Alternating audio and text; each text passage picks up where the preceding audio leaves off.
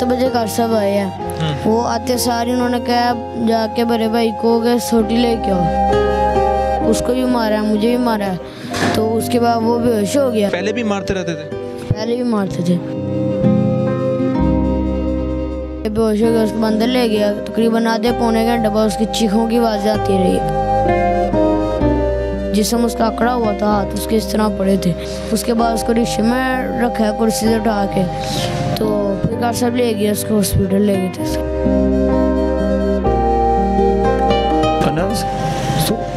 वालदा की बात सुन के थोड़ा सा उसकी ऐसे टांग हिली हल्की सी। प्रोफेसर वो बुलाए, उन्होंने चेक किया, उन्होंने कहा ये इसका ऑपरेशन नामुमकिन है, इसका भेजा बाहर आ सकता है, इतना प्रेशर है अंदर, इस पे इतना तशद्दुद किया गया। मेरे पैरों से ज़मीन निकल गई। मैं कहा यार ये क्या हो गया, इसकी हालत क्या है। मैं रोता हुआ बाहर आ गया हूँ कि ये शक्ल क्या बनी हुई है। दिन रात 4 दिन के बाद सिस्कियों के बाद बेचारा वो दम तोड़ गया।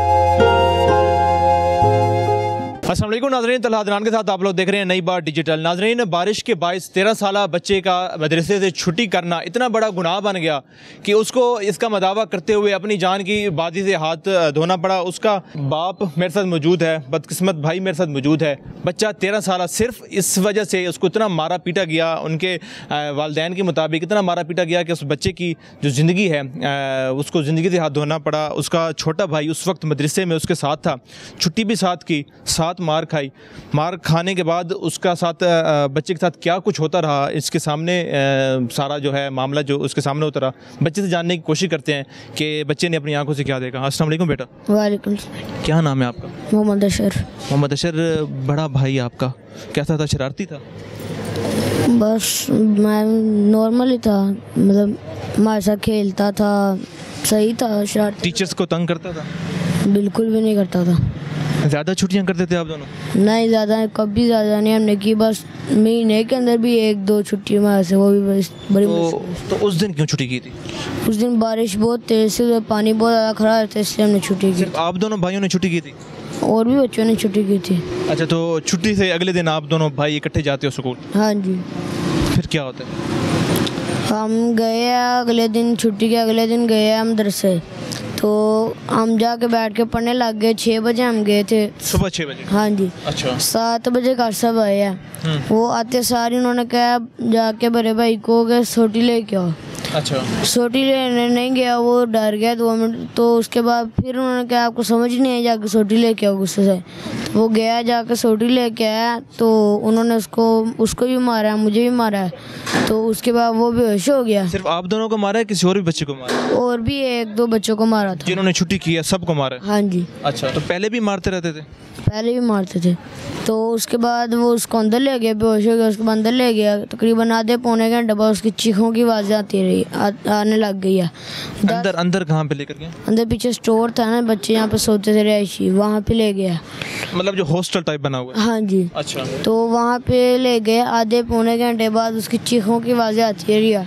तो हमने बाहर निकलने की कोशिश किया था कि बाहर से किसी को बुला ले, अंदर जाने दरवाज़ा खोलने की कोशिश किया, दरवाज़ा भी नहीं खुला, बाहर से भी बंद था। तो उसके बाद फिर हम बैठ गए, पढ़ने लग गया। तकरीबन 11 बजे ना छुट्टी का टाइम हो गया। भाई भी उस कमरे से बाहर निकल आया था? नहीं, वो बेहोश था अंदर। वो बेहोश था? आपको नहीं पता था बेहोश है? नहीं। अच्छा। तो उसके बाद 11 बजे छुट्टी का टाइम हो गया, तो मैं घर जाने लगूँ, तो कहते आपने घर नहीं जा रहा। मैंने कहा कार साहब मैं रोटी खाने जा रहा, मैंने नाश्ता नहीं किया हुआ सुबह। तो कार साहब कहते घर चलो, फिर चल जाओ, अगर आपने घर जाके बताया तो आपका भी यही हाल होगा जो इसका हुआ है। तो मैं डर गया, मैंने फिर इस तरह ही घर जाके कहते कि वो नात में उसने हिस्सा लिया, तो वो तैयारी कर रहा है, उसके अभी नहीं आना उसने। घर आपने आके आपने डर से ही बता दिया? हाँ जी। तो उसके बाद फिर मैं जल्दी चला गया मदरसे। तो मैंने जाके देखा उसके हाथ, जिसम उसका अकड़ा हुआ था, हाथ उसके इस तरह पड़े थे। तो बेहोश था, उसकी टांगें बांधी हुई थी रुमाल से। तो मैंने हाथ उसके पेट पे रखा, फिर सीधा हो गया, जैसे इस तरह पड़ा, फिर इस तरह हो गया। हालांकि वो बेहोश था, फिर इस तरह हो गया, खुद ही भी नहीं किया उसने, मतलब अपने आप इस तरह अकड़ गया था कि उसका हाथ फिर इस तरह हो गया। तो उसके बाद फिर डॉक्टर आ गया। 2 बजे का टाइम था जब डॉक्टर आया, 2:30 बजे का। तो डॉक्टर ने आगे ड्रिप लगा दी मदरसे में आके? हाँ जी। वो भी कोई मौलवी वहीं पर कारिश है या वैसे कोई डॉक्टर था? मतलब नमाजी था वहाँ का नमाजी था? हाँ जी। तो उसके बाद फिर असर की नमाज हुई। असर की नमाज के बाद फिर उसको उन्होंने कुर्सी में डाला, कुर्सी में बिठाया। उसके बाद रिक्शा बाहर साइड पे गेट था, उसके बाद लाकर रिक्शा खड़ा करवाया। उसके बाद उसको रिक्शे में रखा कुर्सी से उठा के, तो फिर कार साहब ले गए उसको, हॉस्पिटल ले गए थे। उसके बाद आपको नहीं मालूम कहाँ पे? उसके बाद मुझे उधर ही छोड़ के चले गए थे। अच्छा। मुझे नहीं साथ ले गए। उसके आप घर आए, घर आके घर वालों ने कुछ पूछा क्या? घर नहीं गया था मैं उधर ही था, साइड पे अंदर बैठा हुआ था मस्जिद में। तो उसके बाद फिर आया मेरे दादा बू आया मुझे लेने। वो कहते चलो आओ हॉस्पिटल जाना है। मैं कहा घर फोन जा चुका था? हाँ जी। आपसे पहले रब्ता हुआ? जी मेरा मुझे 4:45 बजे जो है ना मैंने घर फ़ोन किया है। मैं यूएई था तो मुझे उधर मैसेज आता है इनका, मैं कॉल आती है कारी साहब की 1:45 बजे। 1:45 बजे आती है कि जी कैसे हैं, ठीक है, खैरियत से हैं, बड़ा रिलैक्स मूड में। तो मैं खैरियत है कारी साहब? हाँ खैरियत है, कोई ऐसा मसला नहीं है। मैं वैसे ही मैं कहा चलो यार वो थोड़ा सा बहना को बताना था, आपसे शेयर कर रहा हूँ। थोड़ी 2 स्टिकें मारी थी मैंने बच्चे को, तो वो ना थोड़ा सा घबरा गया था। घबरा के ना थोड़ा सा गिर गया, चक्कर आए हैं, थोड़ा सा ऐसे ही बेहोश हो गया था, ब्लड प्रेशर का मसला बन गया कोई इसको। तो वो अभी ठीक है, आए ना, फिक्र ना करे। मैं कहा उसको हुआ क्या? कहता है ऐसे ही बस हुआ है, तो वो अभी ठीक है वो। तो मैं कहा आपकी मेरी बात करवाओ। कहता नहीं सोया हुआ वो, अभी सोया हुआ है वो, तो जैसे ही उठता है तो आपकी बात करवा दूंगा, कोई ऐसा मसला नहीं है। तो फिर मैंने उसको बोला, मैंने कहा हॉस्पिटल क्यों नहीं लेके जा रहे? कहता है ना बस जा रहे हैं, बस असर की नमाज होती है तो फिर चले जाते हैं। फिर जो है ना उतनी देर में जो है ना ये उधर रक्शे में बैठे हैं, तो साथ ही है इधर मेडिकल स्टोर ना समनाबाद में, पहले दूसरे गोल चक्कर पे। तो उधर के लेके गए हैं, तो इतनी देर इसकी वालदा भी पहुँच गई थी उधर। तो उन्होंने कर दिया था इनको डिक्लेयर कि ये बच्चा ठीक नहीं है, इसको आप ले जाओ इधर से, तो इसको आप सरकारी हॉस्पिटल ले जाएं।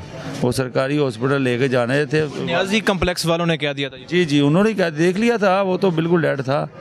तो उसको लेके जो है ना फिर उधर गए हैं गंगाराम में। गंगाराम वाले ने उसको चेक किया, उन्होंने देखा इसका तो बिल्कुल, ये तो बिल्कुल रिस्पॉन्स नहीं कर रहा था, ही नहीं कर रहा, उसका डेड बॉडी है बिल्कुल। ये तो डेथ सर्टिफिकेट बनाने लगे थे।